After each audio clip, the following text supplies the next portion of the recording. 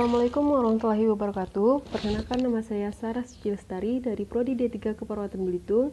Di sini saya akan menjelaskan tentang polio. Apa itu polio? Polio adalah penyakit paralisis atau lumpuh yang disebabkan oleh virus.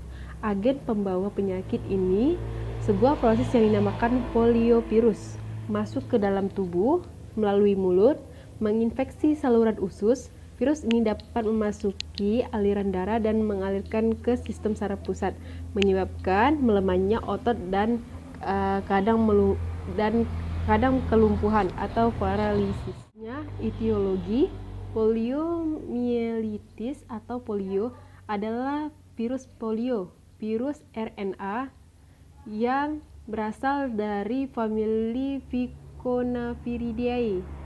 Genus Enterovirus. Virus ini memiliki inti dari single stranded RNA diliputi oleh kapsul protein yang protein tanpa sampul lipid, sehingga tahan terhadap zat yang dapat melarutkan lipid dan stabil pada pH rendah.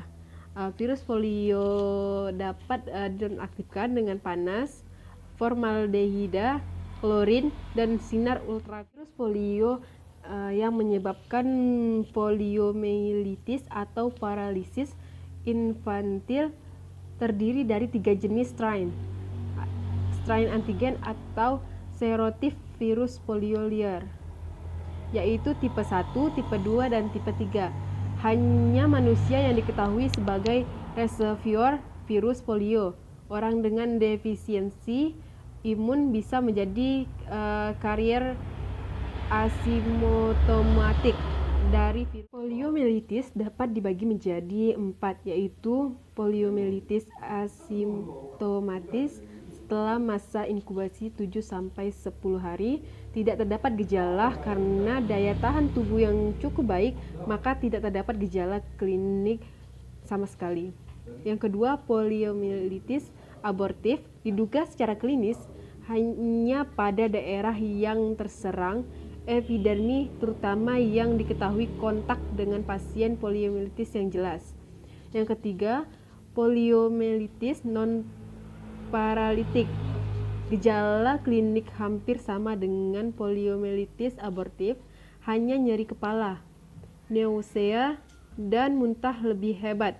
Gejala ini timbul 1-2 hari, kadang diikuti dengan penyembuhan sementara untuk kemudian remisi demam atau masuk ke dalam fase 2 dengan nyeri otot. Yang keempat, poliomyelitis paralitik. Gejala sama pada poliomyelitis non paralitik, kelemahannya 1 atau lebih kumpulan otot skelet. Selanjutnya, komplikasi pada polio: hiperkalsuria, melena, pelebaran lambung akut, hipertensi ringan, pneumonia, ulcus decubitus, dan emboli paru, psikosis. Dalam pemeriksaan, ada beberapa pemeriksaan diagnostik. Yang pertama, bisa melakukan pemeriksaan lab. Yang kedua, pemeriksaan darah. Yang ketiga, cairan cerebrospinal. Keempat, isolasi virus polio. Yang kelima, pemeriksaan radiologi. Fakta tentang polio. Yang pertama, polio kebanyakan menyerang anak di bawah 5 tahun.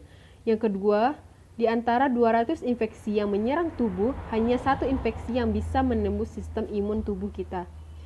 Yang ketiga, sejak 1988, kasus polio turun drastis sebanyak 99% dari penelitian pada tahun 1997 sampai dengan tahun 2006. Hanya ditemukan sebanyak 350.000 kasus polio di seluruh dunia. Penurunan ini dikarenakan seluruh lapisan masyarakat di dunia bersatu untuk memberantas penyakit polio tersebut.